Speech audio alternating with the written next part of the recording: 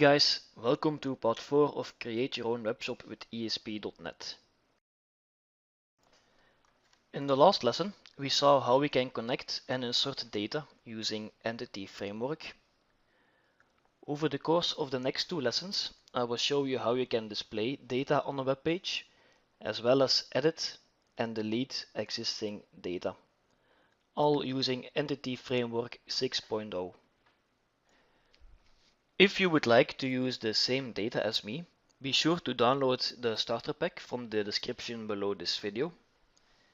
It contains all images as well as the SQL scripts needed to create and fill your tables with the same data as the one on display. Let's get started. Open Visual Studio and open the project that we created in our previous lesson. Alternatively, you can download the starter pack and open the project within. In our last lesson, we already implemented the functionality needed to insert, update, and delete rows from a database.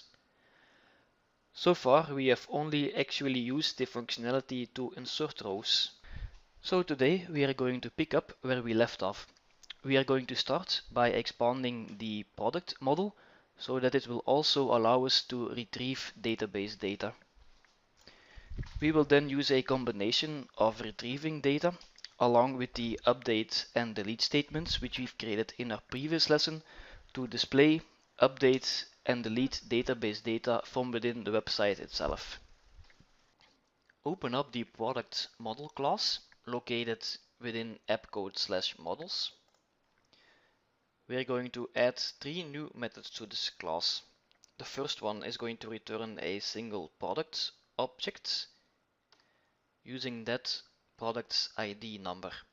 The second one is going to return a list of all available products in the database, and the third one is going to return a list of products that have the same selected type.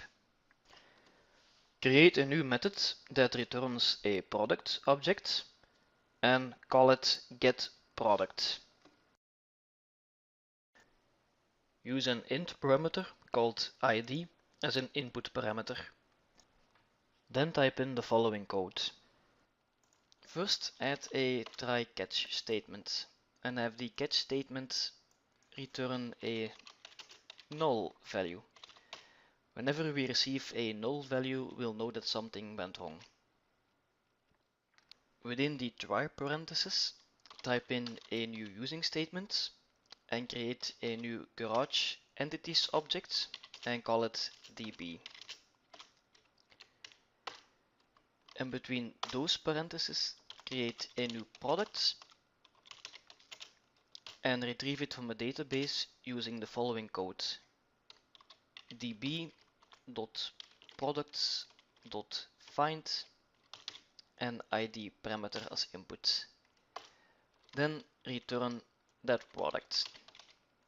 So that's all there is to it, to retrieving a single object using Entity Framework.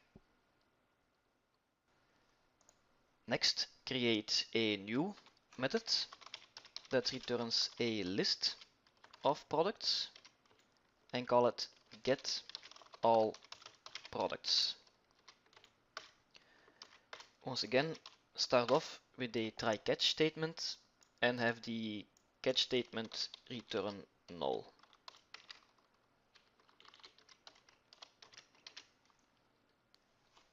For this method, we are going to be using the LINQ language. LINQ, or Language Integrated Query, is a component of the .NET framework that adds native data querying abilities to .NET languages.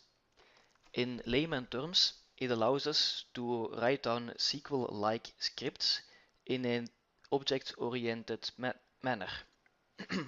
Let me show you with the example of retrieving all rows from a table.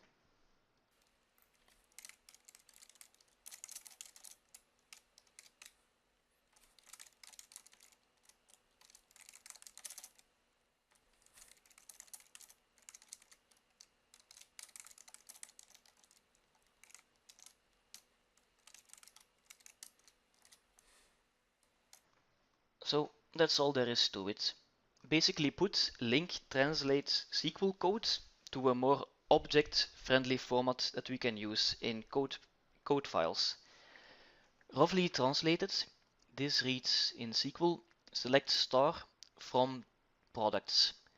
Then it converts the retrieved rows to a list so that we can use it in our code. Last but not least, we still need to implement a method that returns a list of products that all have the same selected type. So create a new method that also returns a list of products and call it getProducts by type with an integer called typeID for input. This method is going to be largely the same as the getAllProducts method. The only difference is going to be that we will be implementing a where clause in our LINQ query. So copy and paste all of getAllProducts code within getProducts by type. And below db products, but above select x, type in where x dot type id double equals type id. That's it. This method will return all rows with a type id that matches the type id input parameter.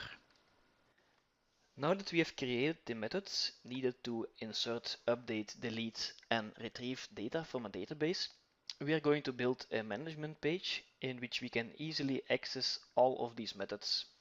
We are going to be building this page. This page displays all data available in tables products and table product type, as well as links used to either edit or delete an existing row from the database. Clicking the Edit link redirects us to a page where we can edit the object, while clicking the Delete link will simply remove the row from the database. Let's take a quick look at the page that we're going to be building. The page starts off with a link button that redirects us to the Manage Product page that we've created in our previous lesson. Below that link is a grid view containing all the data found in table products.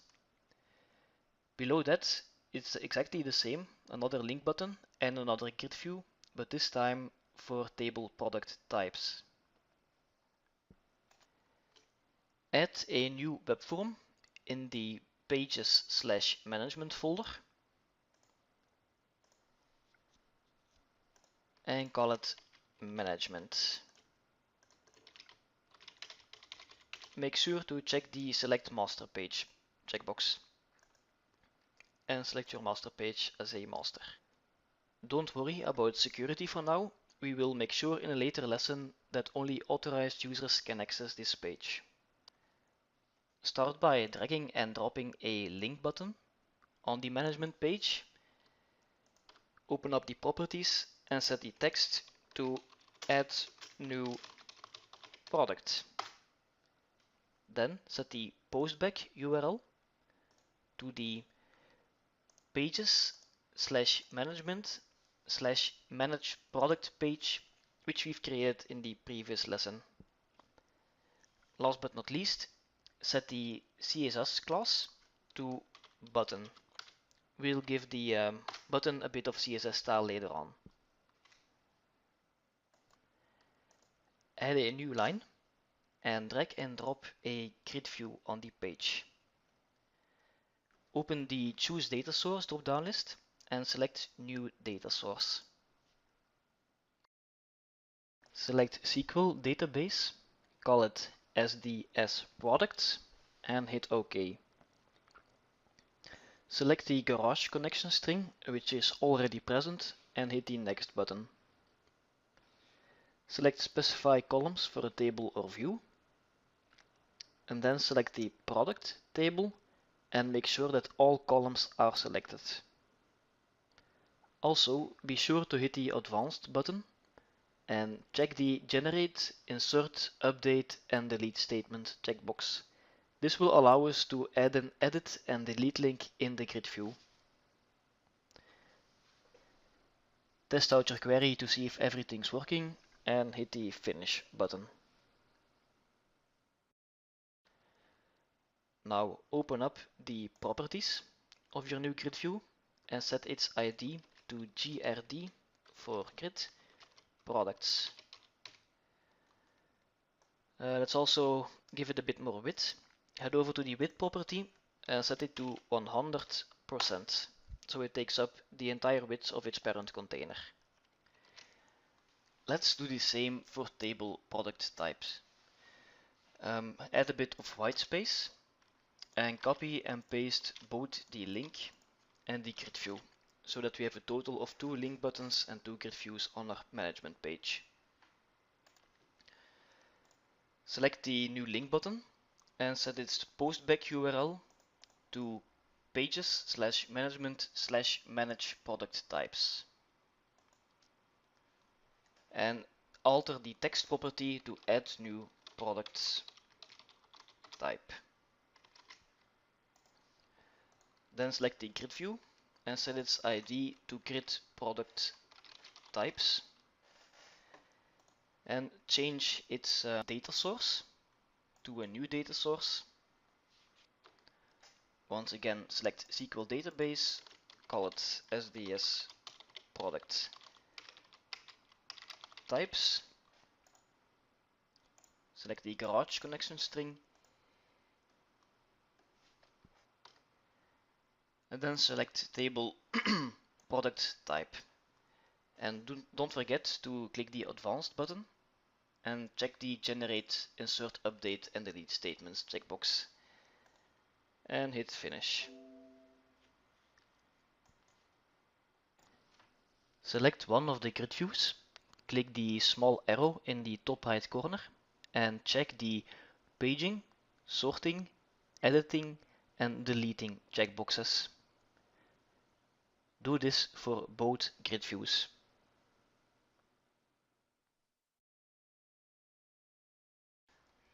Alright, let's try out our new management page.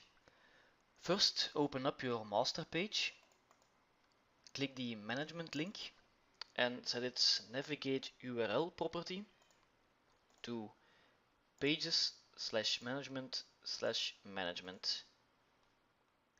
Save and run your project. If you open the management page, you will notice that we can now easily add,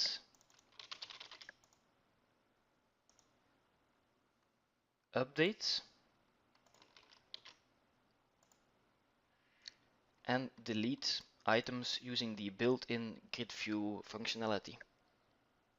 Table product types makes use of very small amounts of text, which makes it easy to update these columns within the grid view itself.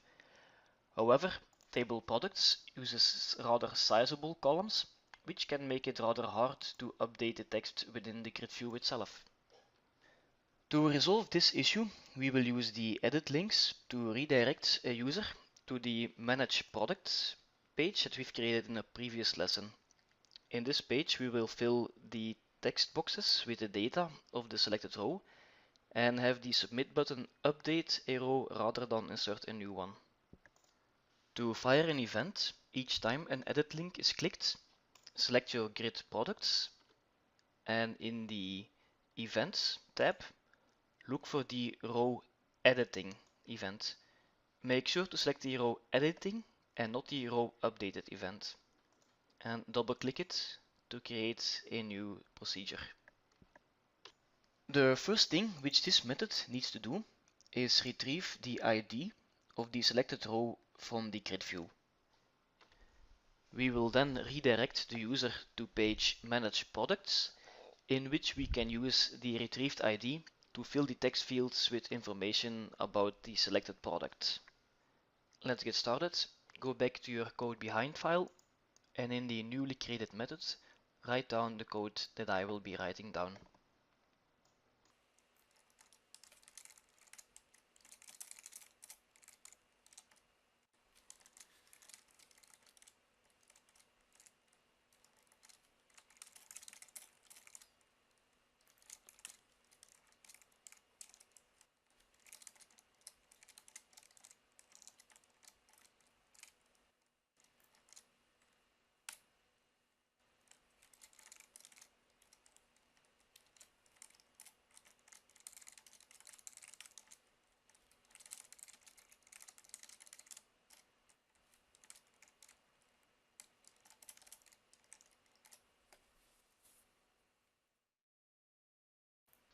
that ought to do it. Let's check it out. So if we hit an edit link now, for example for product number 15, then we're being redirected to the page Manage Products along with the retrieved ID. The page does not do anything with this information, however. It just displays its standard blank page. What we need to do is implement a check using this ID parameter. Whenever an ID is present in this URL, we know that a product is being updated and that we should fill the text boxes and have the submit button update an existing row instead of inserting a new one. If no such parameter is present, we know that a new product is being inserted, so all text boxes should be left blank and the submit button should insert a new row. Let's get to it. Go to Manage Products, Code Behind file.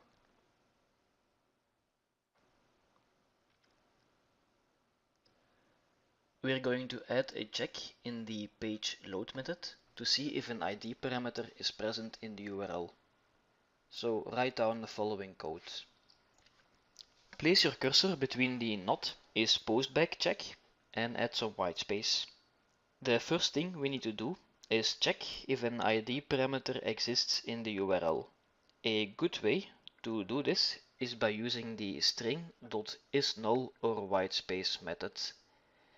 This method returns true whenever a string value is either null, a blank string, or completely made up of white spaces. If this method returns false using the ID as an input parameter, then we'll know that a ID parameter exists. So type down if not string dot is null or whitespace, and then type in the ID parameter.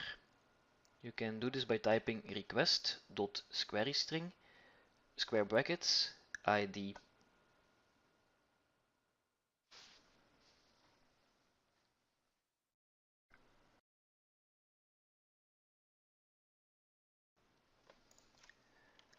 So if this check passes, then we have an ID.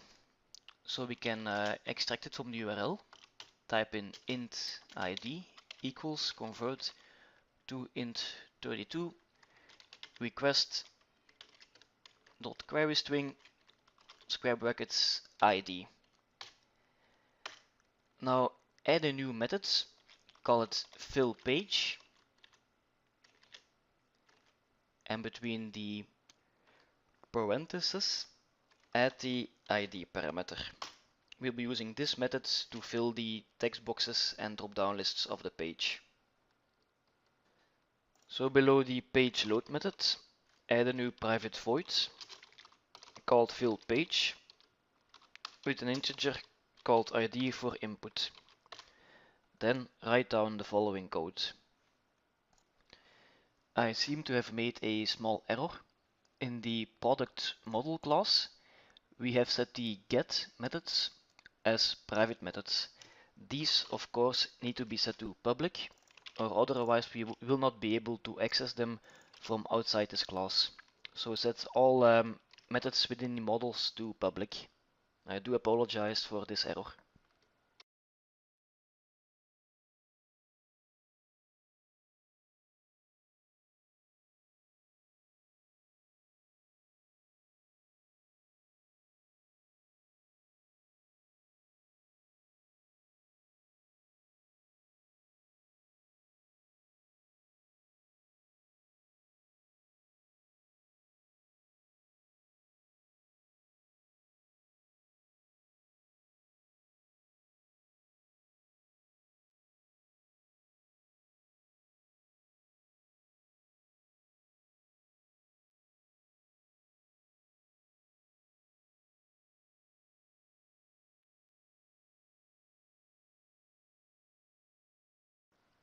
Alright, that ought to do it.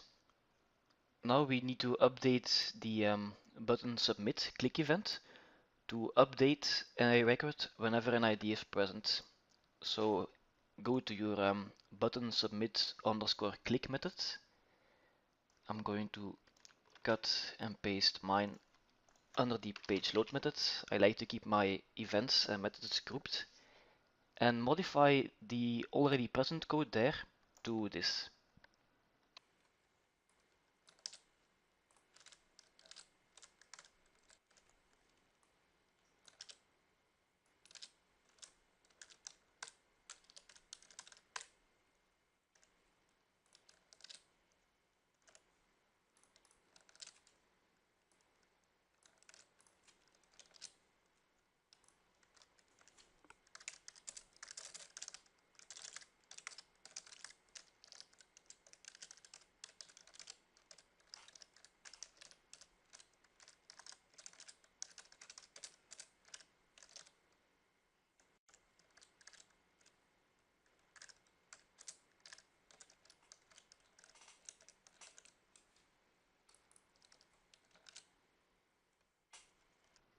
Alright, that should do it. Let's test it out to see if everything's working. Let's try updating product cylinder heads. So when I click the edit link,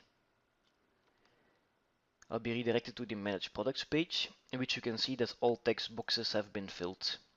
Let's try modifying a bit of data